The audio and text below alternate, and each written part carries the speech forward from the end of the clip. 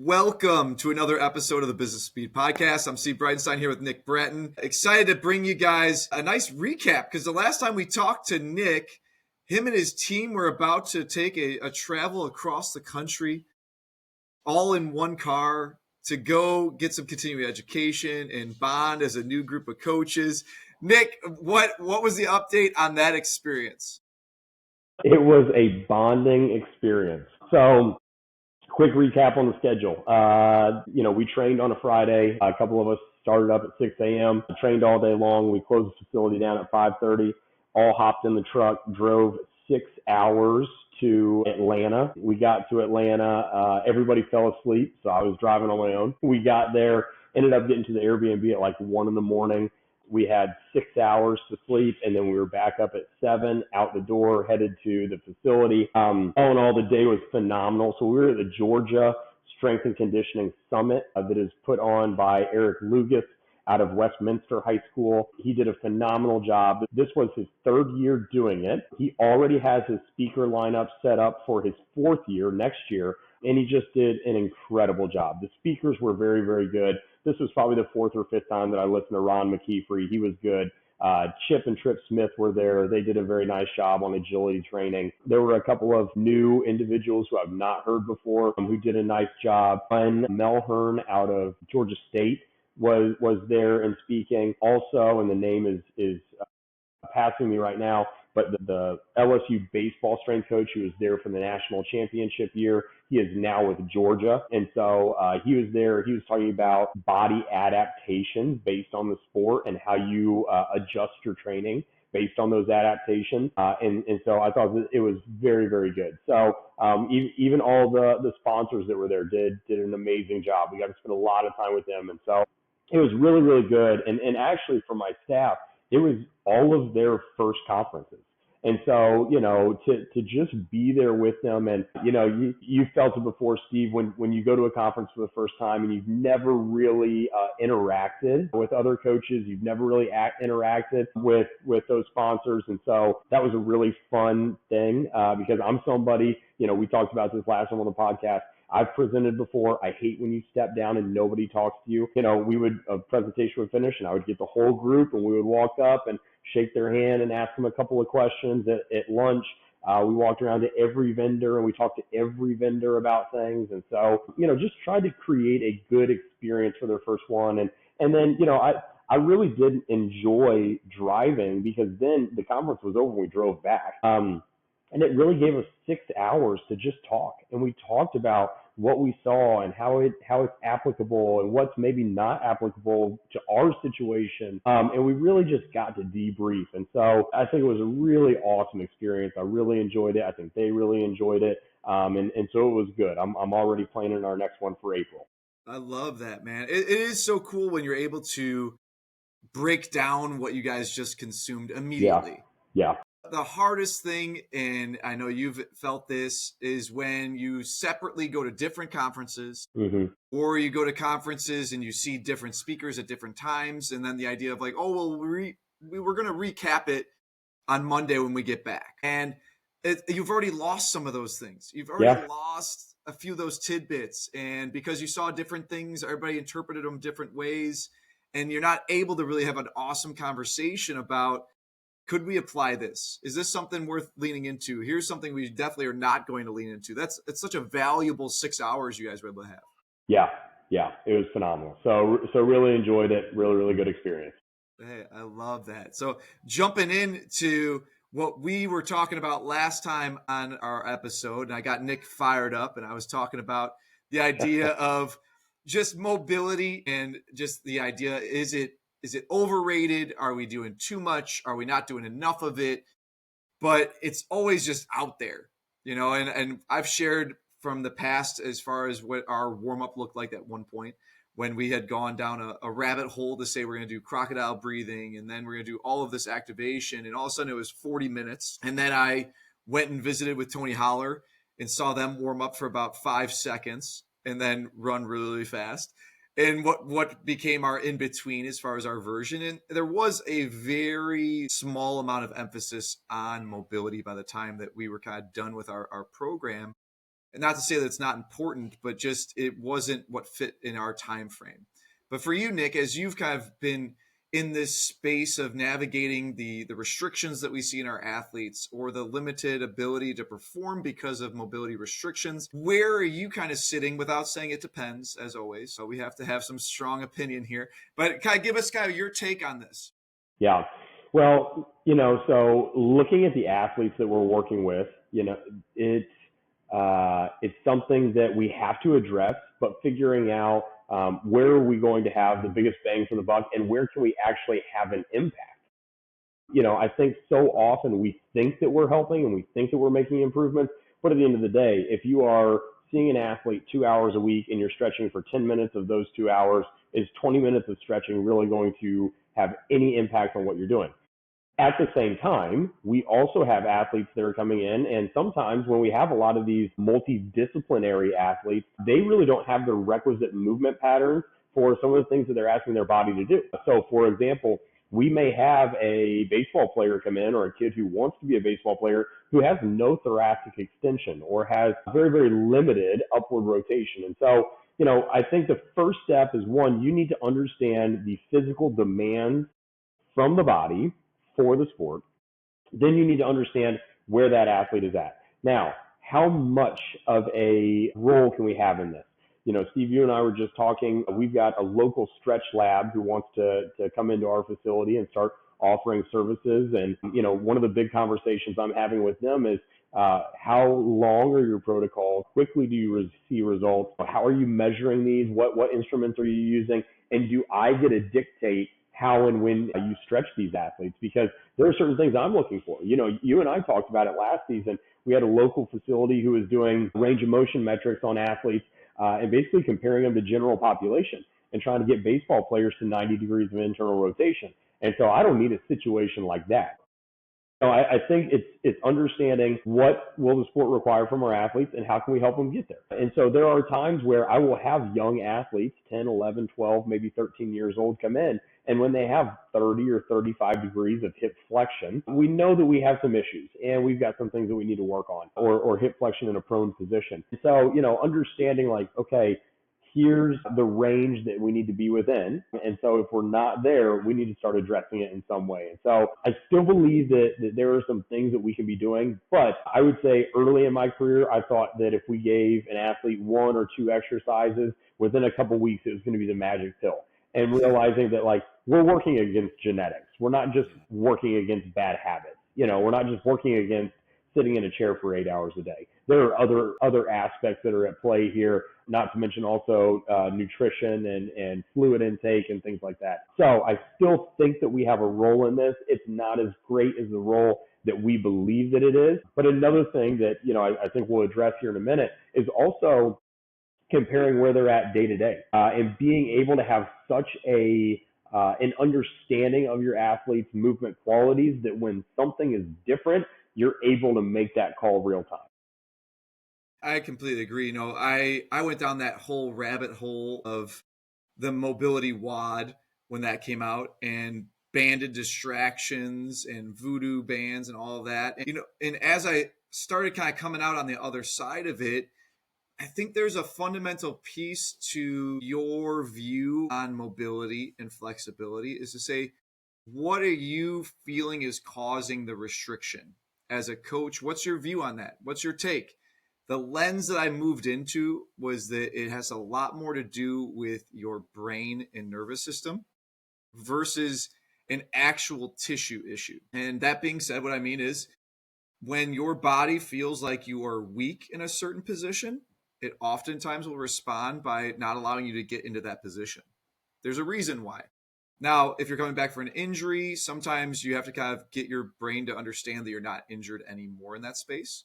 But a lot of the times it seemed like if I could just get an athlete in a certain position, allow them to feel control in that position, things would start to relax and they'd start to have a little bit more range of motion versus putting a band around their hip and having them doing quadruped rocks and pull that hip out and try to get some more rotation that way. Like all of those things were kind of cool. They were sexy at the time, because you're doing all these cool little band setups.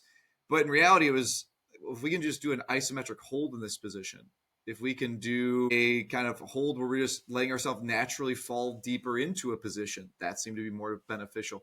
It wasn't that they had to really spend all this time holding intense ranges of motion. Yes, yes. Well, and I would say the other thing that speaking on the nervous system, the other thing that I've started relying more on too is breathing in certain positions and allowing the body to relax into those positions and understanding like what it feels like to truly allow yourself to kind of shut down and to hold and feel that position for a little bit longer. And I'll admit, early on, I thought that was a little voodoo itself, a little too yoga-y for me Yeah. until I started working with some more elite level athletes who spent a lot of time in sympathetic states and understanding that breathing has an immense impact on especially them just because of the amount of demand that their body is constantly under. And a simple example of these ideas, even last night, I had an athlete that came over to my house and was working through a little bit of ankle issues. So he's a basketball player. His ankle's been jacked up all season long. And so we kind of came over because he has some stuff that he's doing on his own. And I was just like, I need to see it. We don't need to go to the facility and do this. Like, come on over and we'll kind of go in the basement.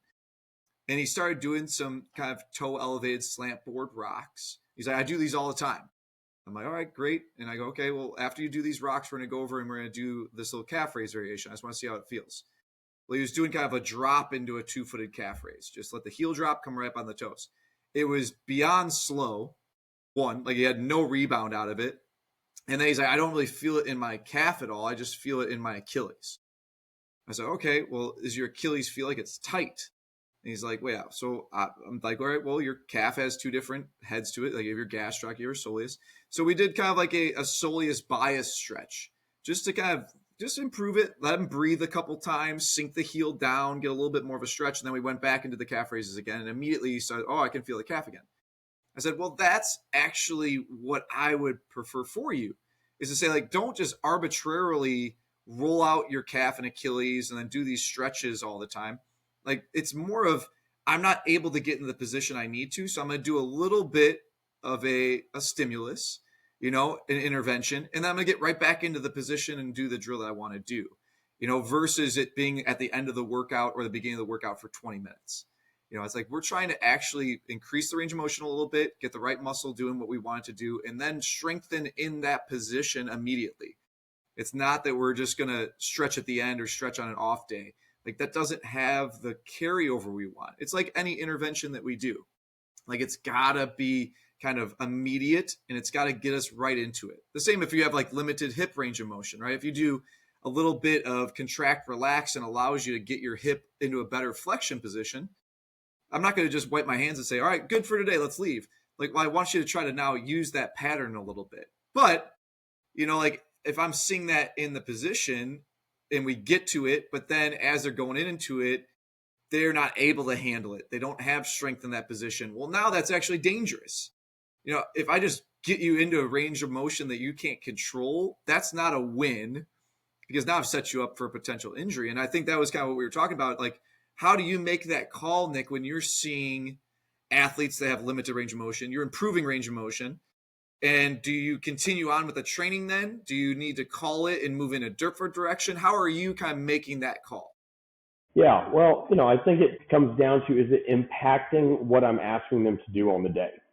So for example, a lot of times I'll see this in some of the linear speed work that we're doing. If I feel like it's limiting our ability to get into the front side position we need to get into, or I feel like we're not able to stay elevated off the ground, we're not able to keep the heel off the ground, if I feel like we're limited in our ability to get into a true toe off position, those things, like, are we able to hit the key position? If after a little bit of coaching, one or two cues, we're not able to get there, and I know that athlete is capable, well, then I know that we're going to shut down at least that aspect of what we're doing on the day. We may be shutting down the max velocity work. We may just be shutting down the timing. There are times where if we're not hitting the positions and I know that it's not going to give us a good time, well, I'm not going to allow the athlete to put themselves through that because they're going to be mentally tough on themselves because they're not hitting what they think that they can. And so we'll turn it into more of a technical day where maybe it's wickets or overhead movements or whatever it is, but instead of worrying about the actual velocity, focus more on the technical aspect of it. Same thing when we're going through some of our change of direction work. If I feel like, we're struggling to open our hips up, to change direction quickly, or even to get into the right postures, and normally that athlete is able to, then I'm going to go ahead and shut down that aspect of it as well. And so I think what it comes down to is, does the limitation prevent you from achieving the goal that you have on the day? If so, then it's time to find a new goal for the day. If you're able to still work around it and achieve your desired goal as a coach, then I think you keep moving forward with it. And I think it speaks a little bit to what we've been discussing around the frequency and the volume piece of it too. Is if you're recognizing that, it's not that, man, I'm going to do exhaustive work on Monday and then not revisit it again until Friday. Like when we're talking about, is 2 10-minute stretch sessions enough? Like if I had to work so hard to get somebody into a front side hip flexion position on Monday, we probably should be doing something a little bit more frequently, maybe not to that degree of intensity, to help reinforce that position. Versus if I have to spend 20 minutes of a workout getting somebody into a position, man, that's not going to be enough over the course of a couple of weeks to just do that once a week, even twice a week. It might be better if they're just doing a little bit less every day of just trying to get into those shapes and just kind of feel those postures. Yeah, absolutely. Now, when you're incorporating some of these things, or these things that you're going to be incorporating before a session, after a session, intro workout, because we've seen a lot of these things be incorporated at times in the middle of a workout, especially with some of our professional athletes, and I'll do the same thing. If I want to build in a little bit of downtime during the in-season lift, I'll build some of that in. Is it something that you're building in just to off days? How are you prescribing this? Number one is how you just described. I love to have an intervention during the workout but I have to be good enough to understand what I want to prescribe, and I need to be able to evaluate it quickly enough to then make that prescription. Mm-hmm. I've been down the programming in the high school where I bucketed, these are our major things. We're going to do this every day beforehand. We're going to do these minor things during the workouts every single time because it's scaled and I have a giant group. So I know I'm probably hitting everything that we need to hit. Ideally though, I'd rather be able to kind of intervene just based on what I'm seeing that day and have it just set up that this is an opportunity for intervention to say, hey, we're doing a simple just squat pattern. I'm watching you, like in between, I want you to be doing this and this, and just kind of work on that. Just kind of get yourself in a better position for today. And I think the mistake or the eagerness that I had to really fill in and check every single box in some of my older programming, overly kind of complicated the day. And that's a reflection I've been diving into now as I'm out of it.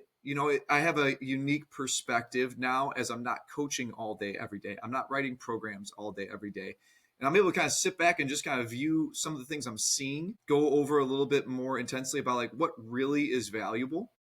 And for my athletes, I think the idea of being influenced by so many professionals talking about, well, I need to make sure I get lifts in every plane of motion. I need to make sure that I'm balancing this and this and this and this. And you start all of a sudden having so many boxes you're trying to check in a program that it gets a little overcomplicated with what you're really doing. And I think about, man, if I could have just simplified it down a little bit and then had a simple intervention paired with whatever I was trying to have them perform, probably could have been a little bit smoother of an experience for the athlete. As I keep taking myself out of it and saying, I'm less important than I thought I was, but I'm more important than I think I am at the same time. Like I thought that magical program was going to solve all of their issues. And in reality, there was too much time outside of what we were doing that influenced what we were doing. And so if I would have just pulled back on my pursuit of them getting stronger, quote unquote, and their pursuit of increasing this or this or this, I could have given a little bit better of a program to just help them athletically. Absolutely. How about for you, Nick? When you think about that, like I know there's certain situations when you have pros versus a team versus afterwards. What's kind of what you currently are doing versus what you think maybe I'd love to be able to do, I just can't do it yet. So a couple things. With our younger athletes, I like to have designated time where we're going through those movements, where we can focus on those movements, because I don't feel like they have the cognitive agility to be able to jump all over the place. They need to be in an atmosphere where the focus is slower pace, intent, understanding what we're doing. Whereas so for example, we have a guy right now who competes for USA bobsledding. He is not used to the intensity of our traditional workouts right now. And so the way that we have designed his program is, when he's in the weight room, he is going to have some type of large movement built in with some other type of potentially mobility drill and then activation drill. Because he's used to those kind of gym bro workouts where it's do an exercise or do a set, get on your phone, scroll for 3 minutes, do another set, then walk around, talk for 5 minutes. And so to be in here and we're saying, hey, you're going to do a set, you got 90 seconds off, then you got to go again. By the time we get about 10 minutes in, he's like, man, I'm a little bit winded with some of this stuff. Yeah. And so, designing it in a way that we can be a little more productive with what we do, but slowly progress them into a little bit of a higher intensity as we go through some of these movements.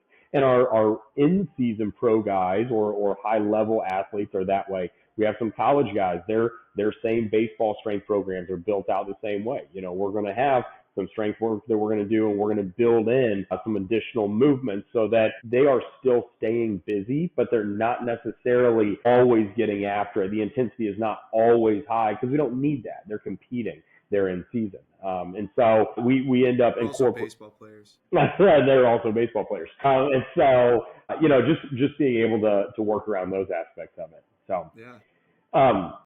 The other question that I had for you, and I know how I've done this in the past, but I'm curious to hear how you've done it. When you have a team, when you have 30, 40, 50 people that you're trying to prepare, obviously the general warm-up is not going to cut it. They all need some type of prescriptive additional flexibility or mobility type work. How do you prescribe that in order to try to hit all the needs of the team? Yeah.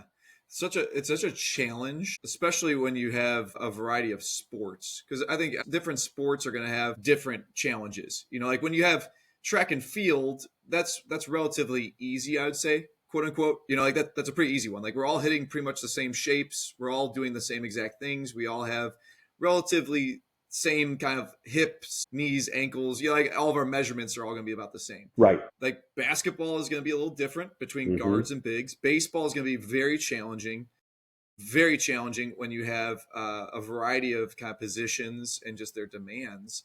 And so I think that each sport is going to be a little bit different as the answer goes. But for me, still, I'm going to fall into that idea of I'm leaning away more and more from really doing mobility work and thinking as a bigger plan that if I am requiring myself to do a ton of mobility work each workout, every day that I have my athletes, if it's requiring them to have to do all of this mobility work, I want to reflect on what we're actually doing training wise.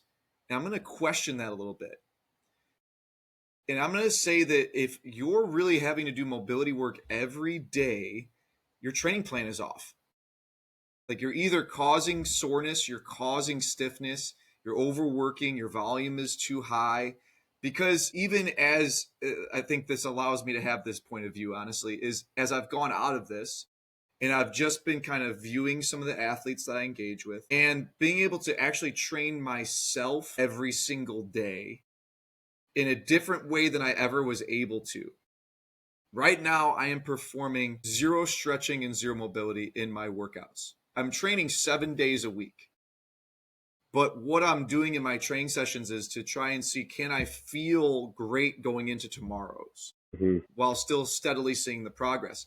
And the mistakes that I always made, because I think back to what I did in my 20s when I was just young and dumb, was like I would try to destroy every single workout, destroy every single opportunity I had to play basketball, and my body was jacked up just nonstop every single day. And then that required me to have to do mobility work. And then it would take me 30 minutes to try to feel good enough to then do the exact same thing again. And it was kind of like I'm just in this rat race of constantly mobilizing so that I can train, mobilizing so I can play, but then I need to mobilize again because I beat myself up again. And that was the trap I fell into. And I think that that is for so many of our athletes, they fall into that same trap. Mm-hmm. Is they're overly doing it too quickly, because I think you can build up your foundation of what your body can handle, but you're just kind of jumping into things too much. You're throwing too much at it too quickly to say, well, I've been playing basketball, let's say for instance, every single day, so I'm good to play basketball, but you still are beat up. So something's off in your capacity to handle doing that. Well, to fix that, I'm going to add in lifting 3 days a week. Okay, well, now you just added a big volume of more stimulus onto your body. So, yeah, now your body is more beat up. It's not actually helping you yet. And so that's where I've now taken my lenses and say, like, man, if I really have to prescribe all this mobility work, I feel like I'm off with what I'm doing training wise. Like that's my foundation right now. Now, for certain sports that require some really intense ranges of motion, there is reason to get into those every day. That being Sure. said, like we were talking about, just the overhead throwing athletes, like that is an extreme range of motion that you cannot perform that task if you don't have the range of motion. But my now philosophy as I'm shifting is to say, I want to just get into some isometric work as my prep versus really trying to mobilize as my prep. And that's all I'm going to do is just get people into these positions that they can get some isometric contractions in. The muscle temperature is going to go up extravagantly very quickly. Their heart rate gets up. Their challenging end range, they can allow it to be kind of a passive isometric where you're slowly sinking into a further range of motion. We can hold it. We can try to get a max force contraction out of it. But I would rather go in that direction and to say, like, now I'm actually getting another strength stimulus as well as trying to get a range of motion stimulus. But again, I have this perspective now, not having to actually coach every day. I can just kind of sit back and think about this stuff and watch stuff. That's where I'm sitting. Yeah. Yeah. No, I love that. I love that. I'm outside the box now. I can do it. With this moment, I'll take advantage and say, next week, I'm starting my reflections and rants that I'm going to be posting on social media, which is essentially just me talking about what I'm seeing on social media and then kind of reflecting on some things I used to do that now, as I'm not just caught in the echo chamber, like there's certain things, just to give a small highlight on this, is to say, like, it's incredible for me to watch right now the amount of people striving to be innovators when they're not really innovating anything. One, they're regurgitating someone else's thoughts, but they're so desperate to be classified in the innovator box for no reason, when there's so many other ways to really be a valuable coach. But when I was caught inside of the echo chamber, I wasn't quite as aware of that as I am now, as I'm able to step outside. No, absolutely. So that'll be coming our way. That'll Great. be coming away soon. Now shifting kind of into the business side and our leadership piece. I know, Nick, we were talking before we started recording, and you shared this idea of, like, we have gotten now into the end of February and we had our plan in place for 2025. We've executed on our plan so far. One piece of it, getting our team to experience their first conference. You have these checkpoints along the way as you have these bigger, longer term goals you're working towards.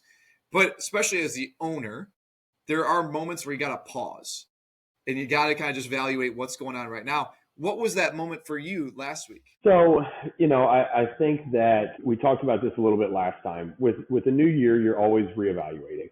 I think every time you go to a conference or every time you do some continuing education, you're kind of reevaluating because you're hearing other individuals and you're spending time with people and you're thinking about, okay, what's going to move me to the next step? And so, I was really reflecting on my own schedule, the tasks that I am performing on a daily and a weekly basis. Let's be honest, when you start a business, everything that you start was started by you. And so you have this role and responsibility, and then you add this role and this responsibility, and then you add another role and a responsibility. And most times, owners and entrepreneurs don't hire someone because they want to give away roles and responsibilities. They hire someone because one of the roles has become too large. And so in the gym, the role of training has become too large for one person. So you hire somebody and you give them a little bit of training. But you keep hoarding all these other roles that haven't become large enough to hire somebody for. And so you keep rolling at that rhythm. And then usually that service that you're providing gets so large, you have to hire another person. And so, I think the first understanding, and I went through this probably back in 2021 or 2022 when I had a couple staff members turn over and I realized, okay, this is a new opportunity for me to, when onboarding somebody, to share, hey, these are some additional things that you're going to do. The training is not the only aspect of this business. And so now I'm getting to the point where a lot of the roles are becoming too large, and a lot of the tasks. And one of the other things that I'm doing is I'm auditing my time, is thinking about, okay, what are the things that anybody could do that I'm still doing because I make them overly important? Or what are the things that other people can be doing because they're better than me at these? One of the tasks, we work with several teams, and we've gotten to the point where our team training cannot be handled by one person.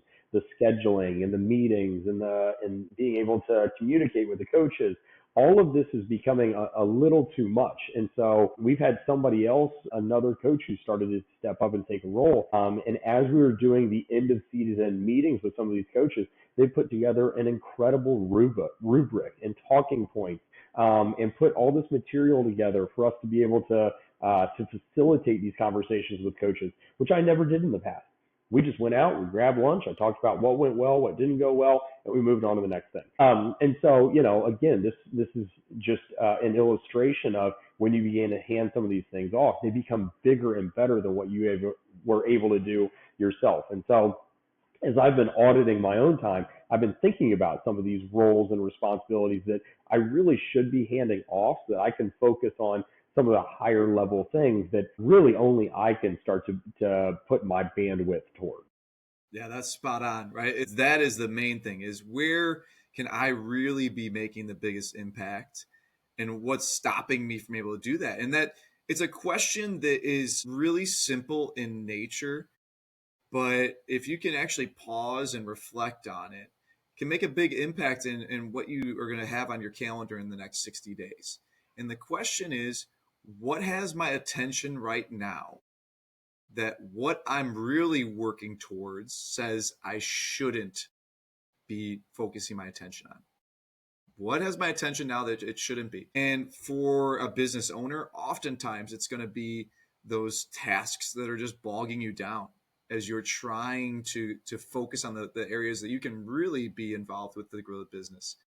As a coach and as a young professional, maybe you don't have as many of those tasks. But the thing that I've seen consume individuals is the idea of routines that you have to do every single morning, right? Or is it social media that's pulling your attention away? And there's just a laundry list of just other items that come up throughout the day and throughout the week that easily can pull your attention. And remember, when I frame this question, it's not just to point your finger at the things that you shouldn't be doing, to say like, well, I spend too much time playing video games, or I am on social media way too much. They're often great things. They're just distractions that come up that pull your attention from what you really should be doing. Whether they're just opportunities to collaborate with somebody and film a video. Is it an opportunity to go and do a demo for somebody, but it really doesn't make sense, even though it would be a good thing to do? It doesn't really make sense for what you're trying to do. There are great things that come up, but they still pull your attention from where you want to be spending it.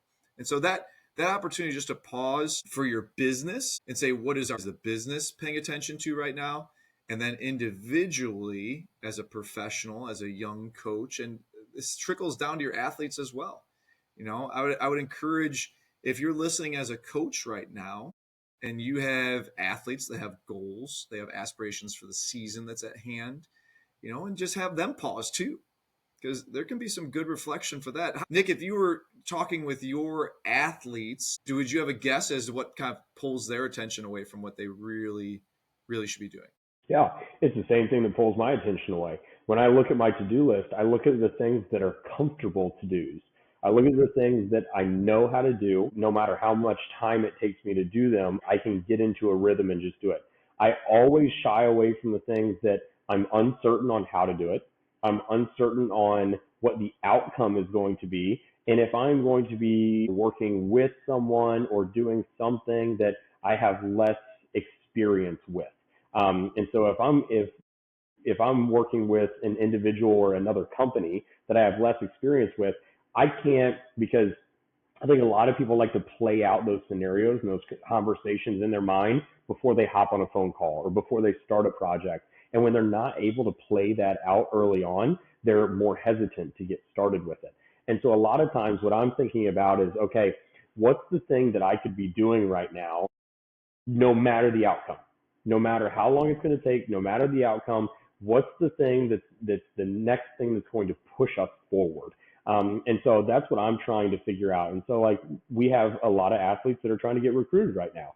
And when I talk to them about, hey, have you emailed these coaches? Have you put this post together and tagged these coaches in it? They avoid the tasks that require involvement with coaches that they've never had any interaction with. If a coach that they've talked to before asked them to sit down and write a 5-page paper on why they need to go to that university, they would rather do that because they have the relationship with the coach, as opposed to getting on and sending out an email that's already scripted to a coach that they don't have a relationship with, because there's uncertainty there and there's a potential for failure. And so because of that, they are less apt to want to start. And I'm the same way. If I could run out to the business down the road that we have a relationship with in order to hand some flyers out, or go to a business that I've never met with before, I don't know the owner, they're in a part of town I don't like to spend time in, I'm not going to want to go and do that because there's a lot of uncertainty in that interaction. And so I'd rather go hang out with the guys that I already know and just kind of, fill 30 minutes with that instead. And so again, I think we all are kind of the same mindset. We want to do the things we're comfortable with.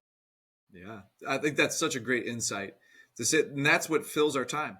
Mm-hmm. The amount of people that will say, well, I'm just so busy, I don't have an opportunity to do that, or I don't have time to do that. But if you take that reflection that Nick just shared and said, well, are you just filling that time with the things that you're comfortable doing, instead of saying like that has my attention, when really I should be reaching out to that coach that I've never talked with. I really should be talking to that business I've never talked to. That is a huge insight. And this is a great time in the quarter, right? We are 2 months into the first quarter of the year for our athletes. Like, there is still a lot of time in the school year for a lot of things to be accomplished. Let's just take a pause right now, reflect, and let's assess. Yeah, absolutely. And again, I would challenge you in the fact that find the thing that you're uncomfortable with, set aside 45 minutes to it for it, and just dedicate that time to it and see how far you go. You'd be surprised how much you can get done when you just say, I'm just going to take the next step. Because honestly, in all entrepreneurship and all problem solving that I have to go through, it's just take the next step. You take that step, and every step after that becomes more clear and becomes much easier to do. Well, guys, I appreciate you guys for listening. Until next time, stay in contact with us on social media.